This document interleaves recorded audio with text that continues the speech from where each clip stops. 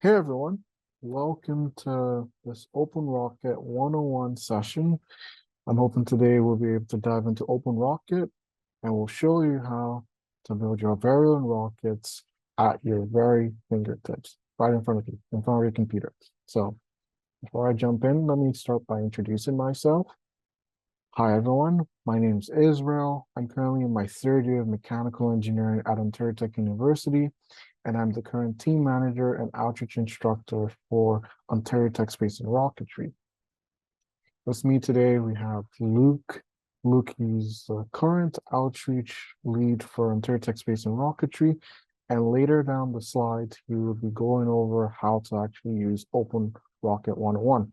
But I'll start by introducing a very few concepts to be able to help us better understand what a rocket is, how it works, and how to eventually build one for ourselves.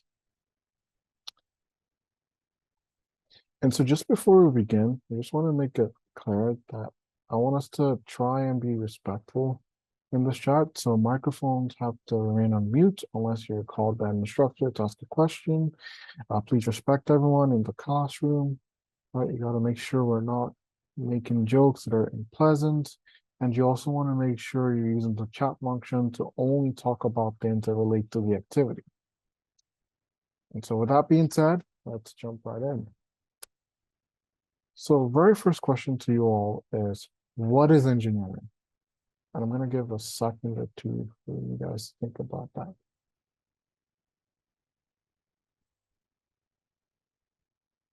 So engineering is all about solving problems.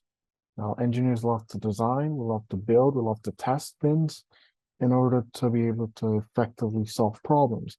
Now, anyone could come up with a bunch of different ideas. There's a whole lot of different ideas into solving a particular problem. However, we try our best to pursue the most efficient path.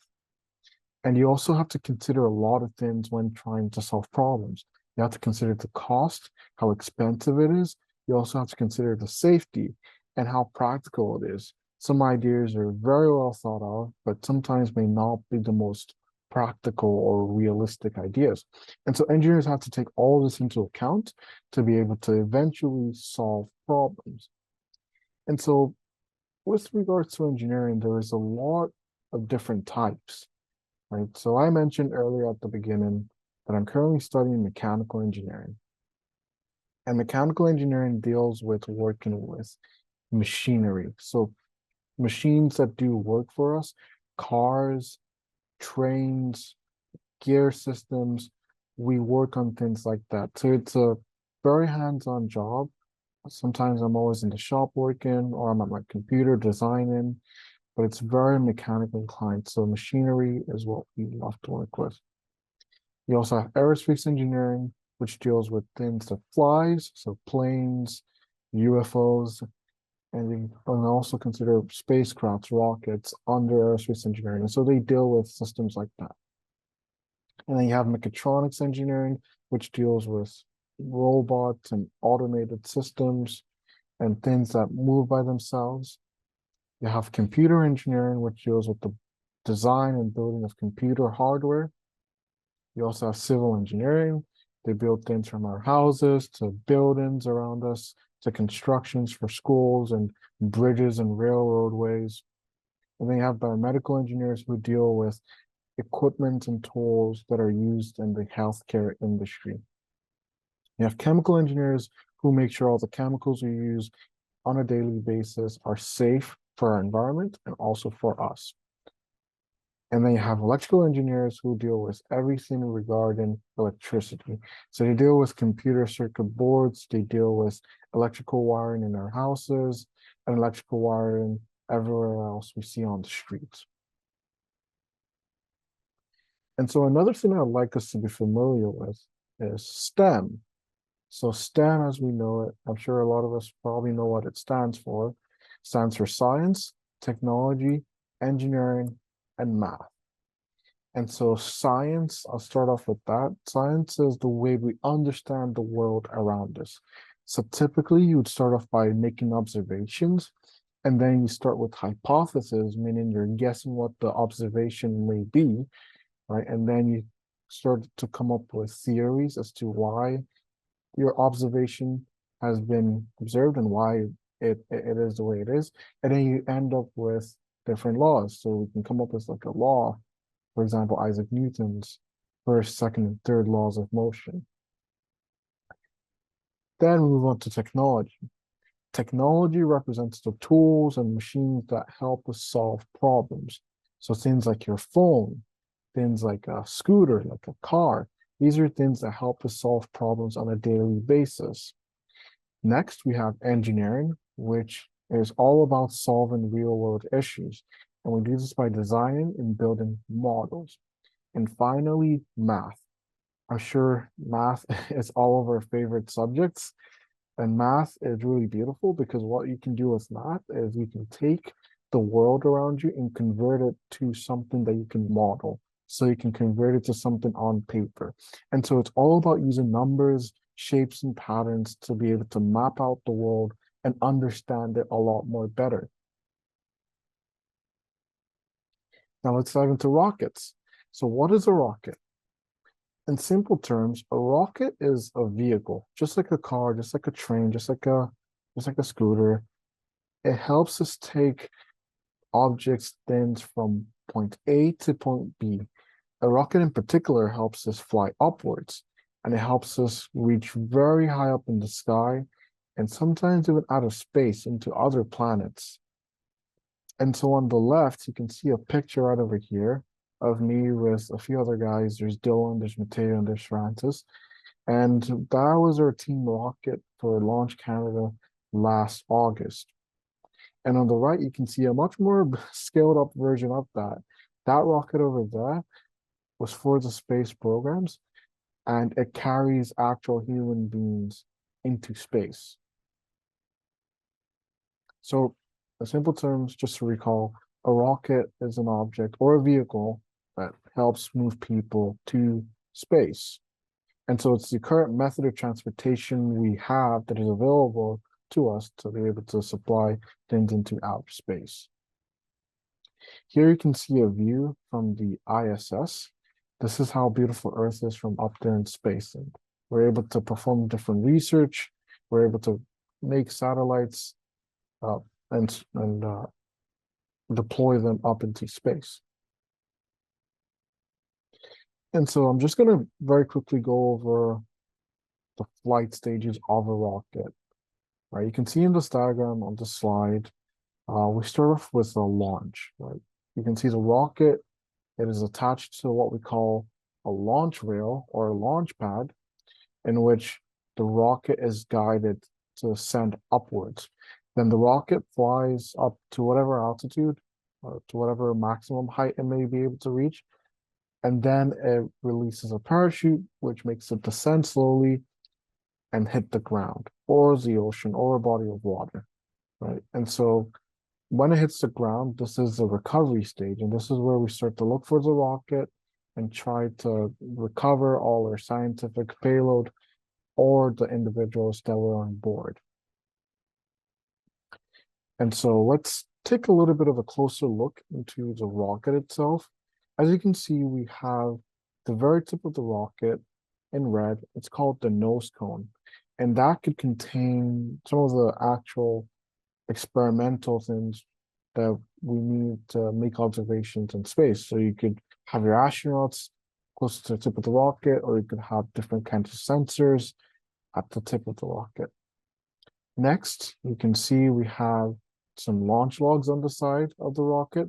So that's actually what holds the rocket to the launch rail, those green little cylindrical tubes on the side of the rocket. Then you also have fins at the very further back of the rocket. Those are shaped like triangles or parallelograms, right? And then you have a really big part of the rocket, and that's the motor. So the motor, you can see with the text in front of it, B6-4, that motor is what propels the rocket to be able to reach the altitude we desire. And then inside the rocket as well, for recovery, you can see we have a parachute that opens up once it's reached its maximum altitude, and that helps slow down the rocket for a less for a lesser impact. And so our rockets work by burning solid propellants to launch our rockets. And so there's basically a controlled explosion that helps propel the rocket in the direction we want it to go. So on some much more advanced and complex rockets, the breakdown of it is a lot more detailed. Sometimes you could have some electronics on board. So this is like the brain of the rocket. And then you can use that to perform even more research and also perform a lot more series of events with your rocket. And so there's a concept I really want us to try and understand, which is called gravity. Now, I'm sure we may have heard of gravity by now. Maybe we may not have known what it is, but gravity is what keeps you and I currently seated on our chairs. It keeps us down on the ground. And in simple terms, it is a force of attraction between objects that have masses, objects that weigh something, right? And so I can compare it to something, let's say, for example, like a billboard, right? So gravity works on a mass basis. So the bigger you are, the greater the force of the attraction. If you were to see a really massive billboard that's really bright, your eyes would be very attracted to it. However, if you were to see a really small billboard and that's really dull, you wouldn't be as attracted to it compared to the really big one. Same goes for gravity. I have my bottle right next to me. In theory, there is an attractive force between me and my bottle. However, it's not strong enough because we are not extremely heavy. But once you get to the scale of the Earth, the scale of planets around us, they are extremely enormous and they're able to actually have enough gravitational strength to pull us closer to the center of the Earth. And so, as you can see in the video playing on the screen, a guy attempts to do a backflip and ends up just falling and failing into the mud. And so gravity is a blessing and a curse because sometimes we want to stay put to the ground. However, other times we actually want to go up into the air. And so to overcome this, there is a topic called propulsion that helps us develop motors, which is the controlled explosion that helps us propel rockets up into the atmosphere. And so motors can come in different classes, right? You can see in the picture in the center with the light blue background, there's different classes of motors, and each class represents a different power range. So different motors are able to burn differently. They're able to provide a different amount of thrust force, which is a force that pushes a rocket, right? And so we're able to try and tune these motors in order to meet the requirements of the rocket's mission. Over on the left, you can see massive flames of an enormous rocket that's able to propel itself to outer space, right? And so propulsion is the method we use to make rockets fly upwards, right? To overcome the force of gravity. And that's a very important concept if you're trying to escape the Earth's gravity. And so we've talked a lot about getting off the ground. There's another aspect that's just as difficult, actually getting back down to the ground, right? So a lot of times what is typically seen as people have parachutes on their rockets and it helps them slow down the rocket to come back down to the ground. That means you're going to have a safer recovery, your rocket wouldn't hit the ground as hard, and you can recover all your equipment in a safe manner.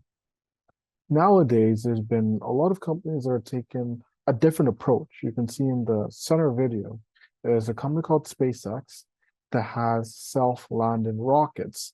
Now that helps with sustainability, they can reuse them, and it's also a lot more efficient, right? And so landing is a really big part of rocketry because you want to be able to recover all your things perfectly and in their good working condition. After all, a rocket's purpose is to perform scientific research. And so there's another concept before we jump into OpenRocket that every rocket scientist always looks at, and that is rocket stability. So your rocket needs to be stable so it can control it. You want to make sure we are going in the right direction and the rocket is able to be safe for the people on board and the people outside of the rocket. And so if the rocket wobbles or rotates uncontrollably, that rocket is considered unstable. And you can see it in the video on the left. You can see an unstable rocket. It just does whatever it wants. It has a mind of its own. It's kind of like a kid with a sugar rush. On the right, you have a stable rocket. And a rocket that's stable is a lot more desirable because it's a lot more efficient. It's able to travel upwards a lot more better. It's a lot more of a comfortable ride for the people on board, and it's a less of a scary feeling for the people on the ground. And so I want us to take this concept with us into our open rocket workshop because we as engineers want to develop rockets that are safe for us and others around us. And so a question for you. There's two pictures on the right of two different rockets. So which of these rockets look the most stable? I will give a second or two to answer. Is it A or B? So I'm sure a lot of us guessed it right. The answer is B. A stable rocket design is a rocket that has really big fins, it has a heavy nose cone, and is also a lot more of a longer rocket. That will get us a lot more stable flight. And so we're about to jump into the Open Rocket one-on-one session where we actually jump into the software. But I want to go over the engineering design process before we jump into that. This is a very important concept because I use it, a lot of engineers use it in their common daily activities. It's all about problem solving, and you want to make sure you're following the most efficient path. And so the first step is to identify the problem. You need to understand what the issue is at hand and see if there is actually a problem before you start to come up with a solution to it. Next, you need to brainstorm ideas. This would usually look like where people come together to write different notes or come up with different ideas on paper. You're just kind of thinking of what the best way is to approach this problem. Next, you design a solution. So this solution could be in the form of a prototype. It could be something really simple. It could be a presentation, or it could just be a discussion as well, just talking about the different solutions that you may have. And so you can propose these solutions to make a model. And this model might be a scaled down version of your actual solution, but it's meant to represent what the solution does and how the solution approaches a problem. The final and the most important step, however, is testing and evaluating. Because at the end of the day, all through this process, you want to make sure that you're actually solving the problem. It is very easy to get distracted, but you want to always make sure that your solution has attacked the problem and has done it in an efficient manner. Now, with this entire process, it is very iterative, right? So you may find that your solution doesn't work and you have to go back to the drawing board. Or you may find out that your model doesn't represent the reality as close and you'd have to come up with a different strategy, right? So it's a very iterative process. And so let's dive into our activity, the Open Rocket activity. So let's imagine you have been hired by a super secret Canadian Space Service agency as an aerospace engineer to build a rocket to put a space laser in orbit. So I want us to brainstorm different ideas. How tall should my rocket be? What type of design will be safe for the environment? And how many fins do I need for stability? We got to think of a lot of different things. What kind of paint scheme do I want? What makes the rocket look the most visible so we can recover it if it lands in the ocean? And so to design our solution, we're going to be using the help of OpenRocket to make our rocket.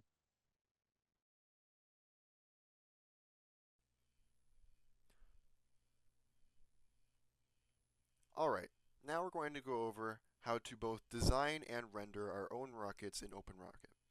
So when we open the OpenRocket program, we should be greeted by this page here. Now, if you do not have this page here open, but you have something like it, maybe you have a design open, simply go up to the top left here, over at File, and open a new document. This should open up to this page here. So now, as you can see in the top left, it's already started off with a rocket giving us this sustainer point here. So to start off, I'm going to build, starting with a body tube.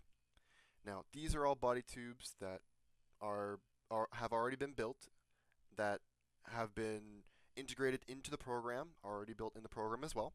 However, I'm going to attempt for this to build a model rocket from scratch in OpenRocket, so I will not be using any of these. So I'm just going to close this, and we'll have this configuration tab open. So in this case, I'm going to make the length of the rocket about 20 centimeters, but the outer diameter I'm only going to have be 3 centimeters. It is already set our inner diameter to 2.6 centimeters, as the wall thickness was 0.2 centimeters. This is fine. I can make it thinner if I need to make the rocket lighter, but in this case, I'm going to leave it as is. Now, over here on the right, we have our material. Now, it has all these material densities already placed into the program. However, if the material you're building a rocket out of is not listed here, simply scroll down to the bottom at Custom, and you just name your material, put in the material density, and then you add it to your database. But in this case, I'm just going to use a material that's already installed into the program, PVC in this case, and then just select OK, and we have our part. Next, I'm going to add our nose cone. Again, I'm going to close this because I want to build the nose cone from scratch, and we have, starting out, we have our nose cone shape. So I guess for this build, let's see here. I'm going to choose, sure, let's go with that shape for this one. So shape parameter allows you to change, well, the shape parameter.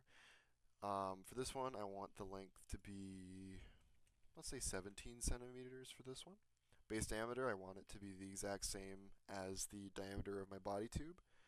And because it's a model rocket, I'm going to fill the nose cone. Again, I want to make sure the material for all of my pieces is the same throughout. So we have to change the material on my nose cone to PVC. As for the paint, I'm not worried about the paint for this build. If I were to build this out of pure PVC, maybe I would change it. Maybe I would paint it. In which case, we have all these different paints here. But for this demonstration, I'm not going to worry about paint. Now we have all these tabs here. We have our shoulder tab, which allows us to build the inner piece. So I'm going to construct, just because it is a model rocket, it would normally have a piece to just go inside the body tube. So I'm just going to, oh, there we go.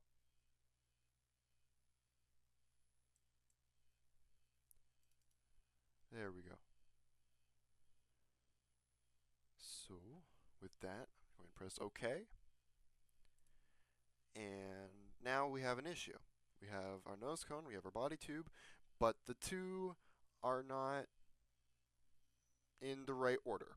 So we're going to go up to the top left here. We're going to click on our nose cone, unselected of course. Click on our nose cone, I guess selected, and drag it above the body tube. This will realign our nose cone to the end of the rocket we need it at.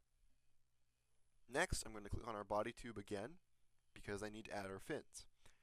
Now, we have several options for fins in OpenRocket. We have trapezoidal, elliptical, and tube fins. However, I'm going to choose freeform because, again, I want to build it from scratch. And with freeform, I can measure my fins after I build them in case I don't have the correct equipment, of course, and put it back into the OpenRocket program to properly simulate how the rocket's flight might work. So we're going to start with freeform. I want 3 fins. I'm not too worried about the fin cross section. Again, you can change it as need be. I'm going to leave it as square for this one. Placement.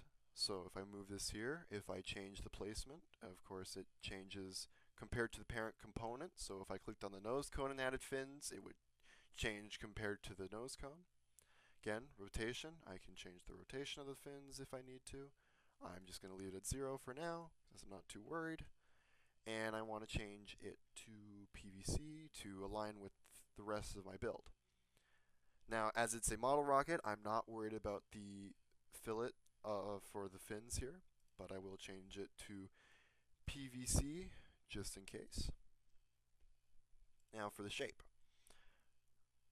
This program allows you to make more or less any fin shape along with the measurements on the sides here for your fin design. So for this design, I think I'm just going to go the most I can in this one, just in real quick format. So if you click on the lines here, it allows you to add another vertex into the fin's polygon. So I think I'm just going to add this, make them curved a little, and then kind of like those cartoon rockets, I'm going to have it bend inward a little bit, like so. Now, as I've changed the positioning of where the fins are, I'm going back to the general fin tab, and I'm going to just make sure that it's level with the bottom end of my rocket, or the bottom end of the body tube, I should say. And as I don't have any measurements, I don't need to override it. I'm not too worried about the appearance. That only changes the color of the component in the render. And comments, I don't have any comments for the fins. Alright, so now we have something that looks somewhat like a rocket. As you can see, I can change the how it is rendered, so I can change it as 3D, or I can change it back to, let's say, a top view, and we have the outside of a rocket. However, we're missing a couple of key components to allow our rocket to fly. So first things first, we have no way of getting thrust, or no way of getting off the ground. So if we go up to the top left here, at Motors and Configuration, I will select the body tube, or select the body tube up here, and I will create a new configuration. Now, these have manufactured rocket motors, and while I do want to build a completely self-designed rocket, I do not feel ready enough to build my own motors. So I'm going to scroll through here. Because it is a model rocket, I don't want to give it too big of a motor, so I'm just going to have it select between A and C. And I'm going to scroll through, and I'm going to pick this C motor here. Now I've checked its diameter and length, and its diameter and length I know will fit in my rocket. So I'm going to quickly select it here. And it will add it to the bottom part of whatever parent component you've selected here in motor mounts. Now if I go back to rocket design, we have motor mount, we have our masses, we have our apogee.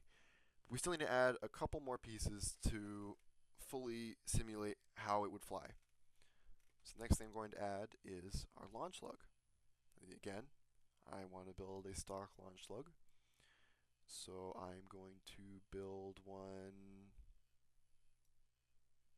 out here, say 120 degrees, and we're just going to move it down a bit. Should be good.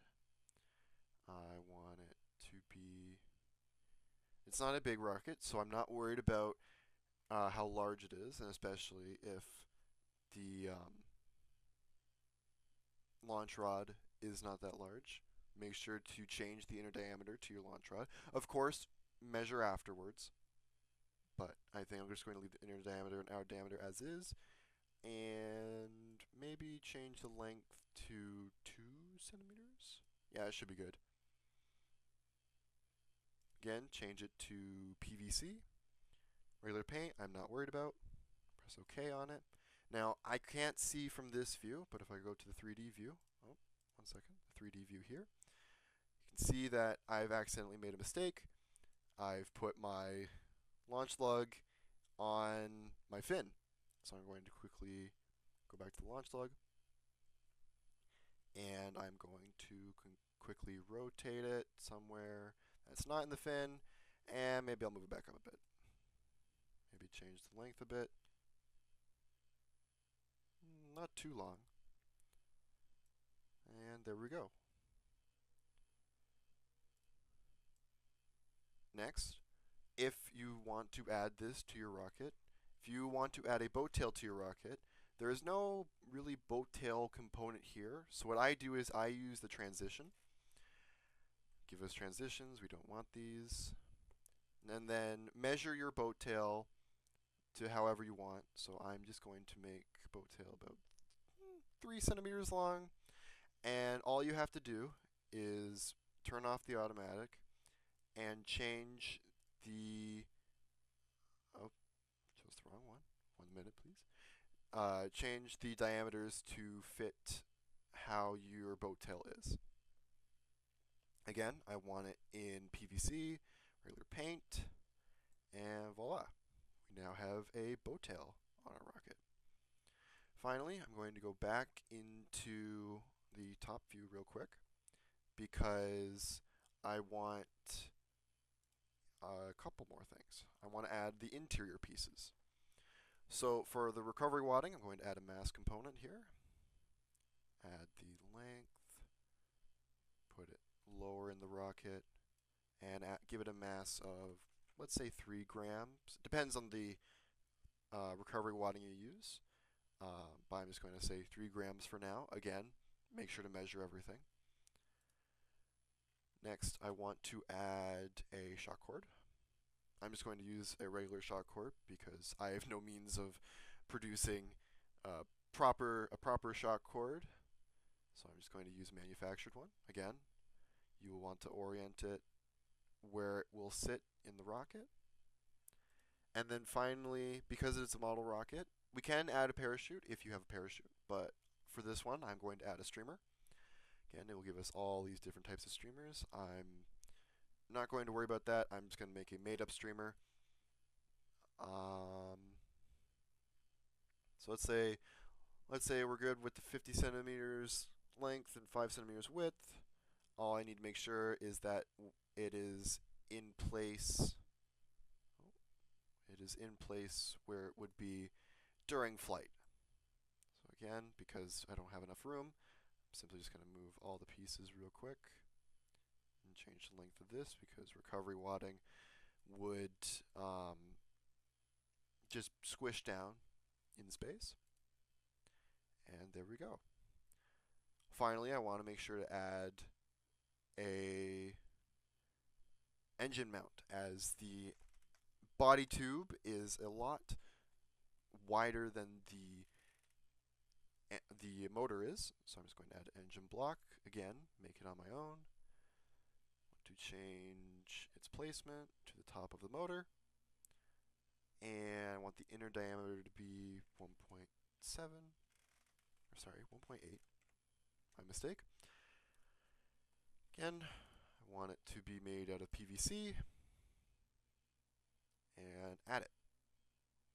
So for a rocket with a C motor, we have an apogee of 58 meters, and we have a stability of 2.93, which is amazing for a model rocket.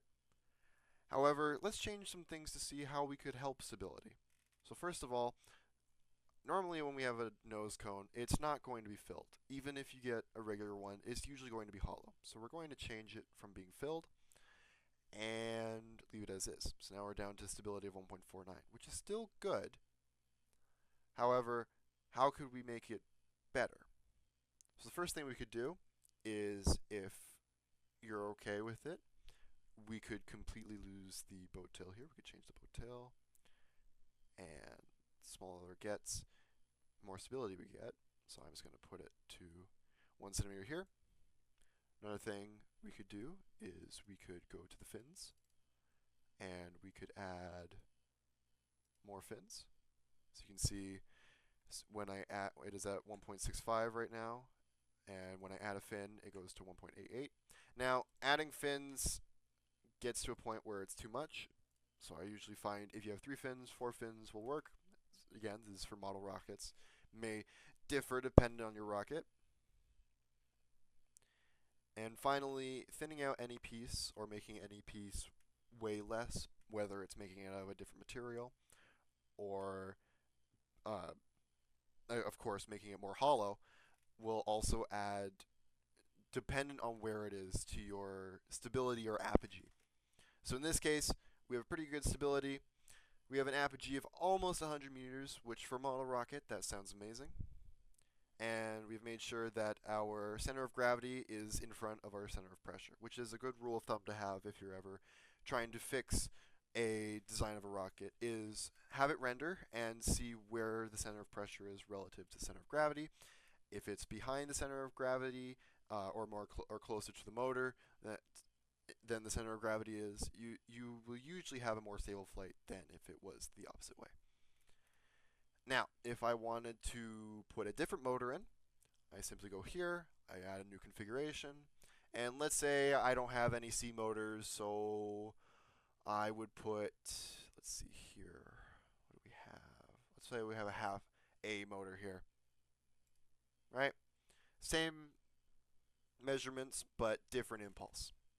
Now, I can have it here, and tells me the stability is increased because we have less impulse. However, this rocket is only making it 2.81 meters, which is a lot less than the almost 100 meters we had before.